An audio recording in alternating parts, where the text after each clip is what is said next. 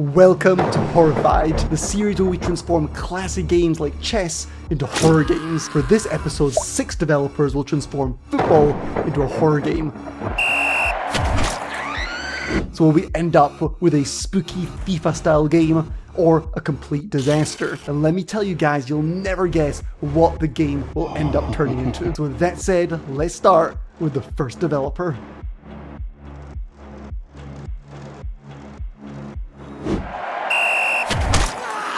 It's been a while since I've been on the Blackthornprod YouTube channel.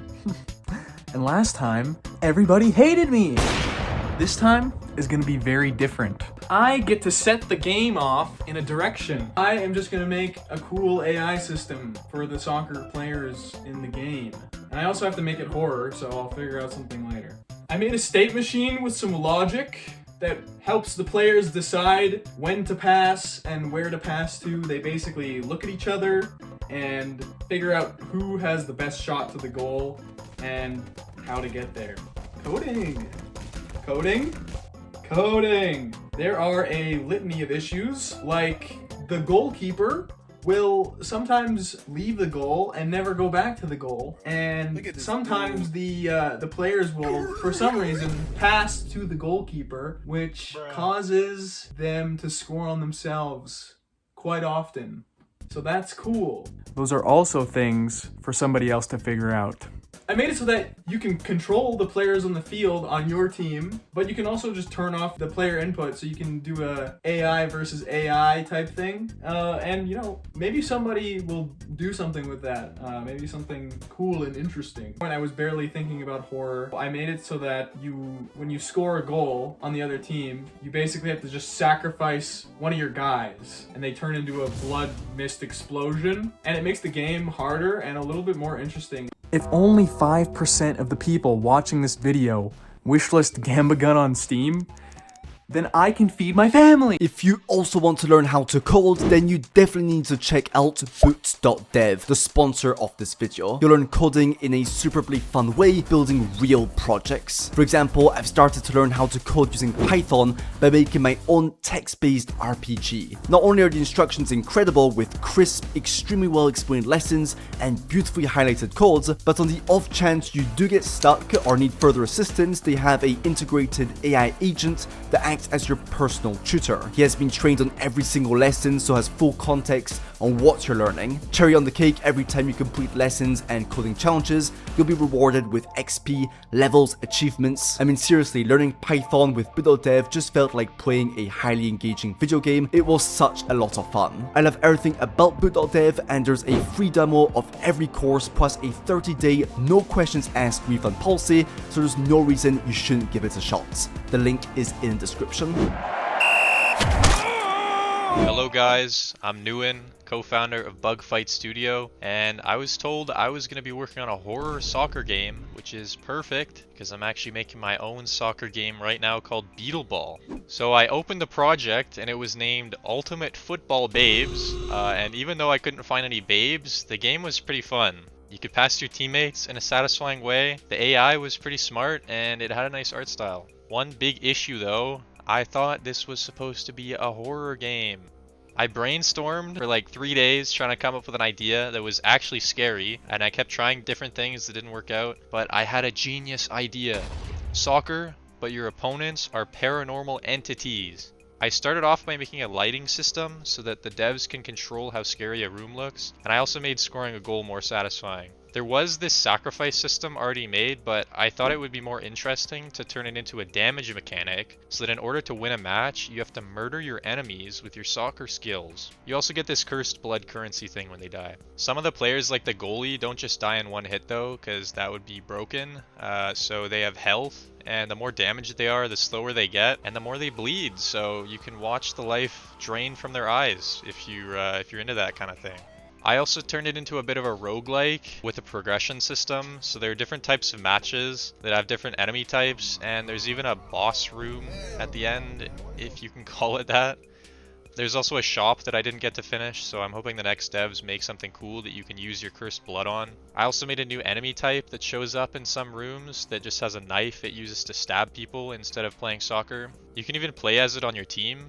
which is pretty fun if you like stabbing people with knives. So yeah, in the end, guys, it's still not really scary. I'm sorry, I failed. Feel free to throw some hate at me in the comments. For each hate comment, this guy over there will remove one limb from my body. So yeah, I hope the next developers can clutch up and add some actual scary stuff, like, I don't know, maybe going outside or talking to women. Yeah, my own soccer game, Beetle Ball, is coming soon on Steam. It has a bunch of beetles, a bunch of dung balls, and even gambling. So go check it out. There's even a free demo you can play. Yahoo! Play Beetle Ball. The Nix developer wanted to stay mysterious, so we'll walk you through what they added to the game. They thought it would be fun if all the different balls were curses, which add debuffs to the player, or in some cases, bonuses. There are 8 unique balls, and it spawns a random one after a team scores. The first new ball type they made is the hot potato ball. As you can see, there is a timer on it counting down from 5 seconds. If you don't pass the ball within that time frame, it will explode. Next, we have this bouncy ball, which is almost impossible to dribble. Next, they created the rock ball, which simply slows down the player, which means you're more likely to do a lot more passes between your characters. They also added a baby goblin ball. Whenever you obtain possession of this one, you're teleported to a random spot on the pitch. Next, we have the charge ball. When you pass it to a teammate, it accumulates charge. The more charges, the more points you'll score, but you'll need to be more careful since if the opponent team scores, they're the ones that will gain those points. Finally, they created the mirror ball, which inverses character controls. So, at the time I got this project, we're working on a major update for Euro 33. It is what it is. Hey, my name's Tyler, and I'm a Scottish game developer who has just finished their first year uni. So, on first thoughts, I thought the stadium was lacking a bit of the competitive feeling that real stadiums have. So yeah, I improved the stadium a bit, but unfortunately, you can't actually see it in game. So I just scrapped that idea. Right now, you can either stab demons directly, or just score a goal to pick a demon to kill. What this did is it incentivized killing on the same level as scoring a goal. But this means that, in the later portions of the game, there isn't actually many opponents, so the difficulty level decreases instead of increasing over time. So to fix this, I implemented a 3-point plan. Firstly, I changed instead of killing being how you move on to the next level, I wanted to adjust the game so that scoring was the main focus. I did this by, instead of making the win condition killing the other squad, it was to score 5 goals. Secondly, I adapted the process of killing the other team to teleporting the demons to this spot right here for 20 seconds after being killed. And then they would teleport back into the game to add a sense of urgency into scoring a goal for the player. Also, I removed the function of killing when scoring a goal. Sorry whoever made that. Anyway, thanks for having me. So download Euro 33 on Steam now. It's free. Hey everyone, I'm Delightful Dev. I'm an indie game developer with a game on Steam called Searching for Rest. Check it out if you like roguelike deck builders. I'm also working on a puzzle horror game called Night Shift, so consider wishlisting it if that sounds like your type of game. Okay, so the first thing I did was play through the entire game. Here were some things I instantly knew I wanted to add after playing. I wanted to see spectators in the crowd, finishing the shop system that happens between rounds, adding an end screen, and adding a menu screen. I started off by drawing a simple demonic fan that I then put in the bleachers. I also added the same glowing eyes as the players to keep it a horror game. Once I had my fan looking right, I went ahead and duplicated it a ton of times and placed it in all the bleachers. I then added some simple code and animations to them so they would randomly bounce around while the game goes on. Now that the field looks more active, it was time to look at the shop system. From what I could tell, the shop system was just an idea when I got access to the game, so I tried to think of ways to implement it. There were a few features like a blood mechanic and a sacrifice mechanic that I didn't really know how to implement, so I want to apologize to any previous devs that were committed to that idea. Since I like roguelike games, I decided to pivot and make a pick 3 system with upgrades instead. Working with other people's code proved a lot harder than I thought, so some of the upgrades were very hard to implement, and I ended up making a pick 2 system instead, which I still thought was fine for the size of this game. What upgrades did I add? Time for a speed round. Blood Rush gives your players a speed boost when you kill an enemy player. Draft Pick adds a new player. Vengeance does the same thing as Blood Rush, but when one of your players die. Reversal deals damage to all enemies when one of your players die. This can be especially useful for later fights. Bloodlust heals your players when an enemy dies. And finally, Unflinching makes it so when a friendly player gets stabbed, they get a huge speed boost. Now that all the upgrades are in, it was time to add an end screen. Here's how that came out. It was actually at this point when I realized there was already a menu screen, so I went ahead and took a look at it. It was already looking really good, so I just added a few animations and made it a bit spookier. Here's the before and after. After that, I fixed a few bugs and my work was complete. If you want to see more of me and my devlogs, please consider subscribing to my YouTube channel. Before I hand it off to the next dev, I want to thank Blackthornprod for letting me be a part of this project. It was a ton of fun.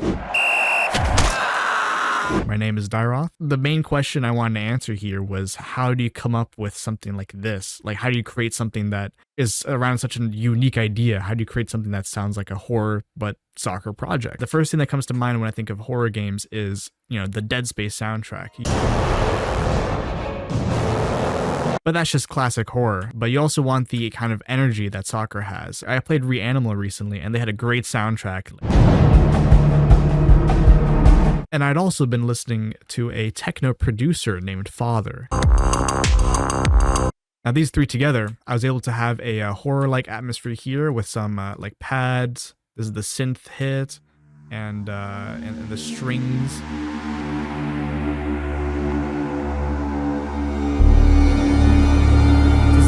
That we're working with, and the unique thing about this soundtrack is this aggressive sidechain that happens right here. It's just automating the balance of all of these elements, and that gives room for your kick right here, which is just like that kind of thumping heartbeat.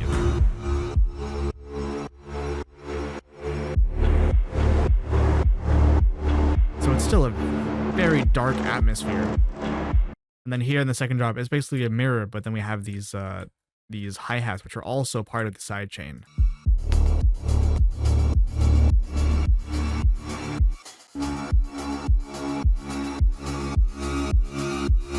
Damn, this music slaps.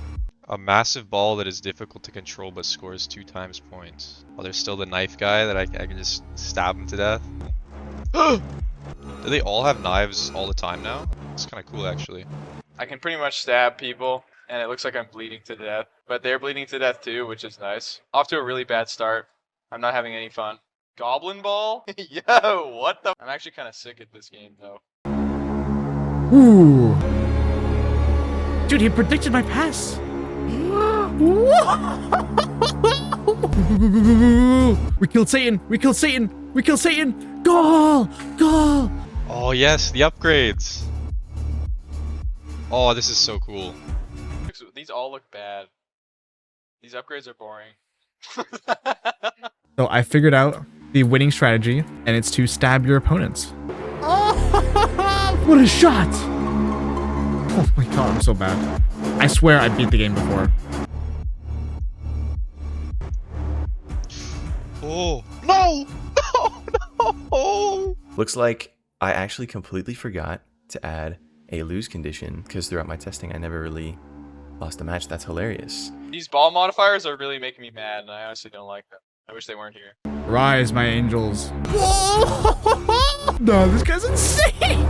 Dude, props to the devs. This is a very, very fun game. If you want to take part in one of these challenges, make sure to join the Discord server that we've linked in the description. We've got some incredible challenges cooking. Some of them are classic past the game challenges like You Know and Love Here, and others you've never seen before on the channel. Thanks so much for watching. We have some of the best videos we've ever done currently in the making, so like the video and subscribe so you don't miss them. Okay, remember to check out the sponsor of this video, Boot.dev, if you also want to learn how to code.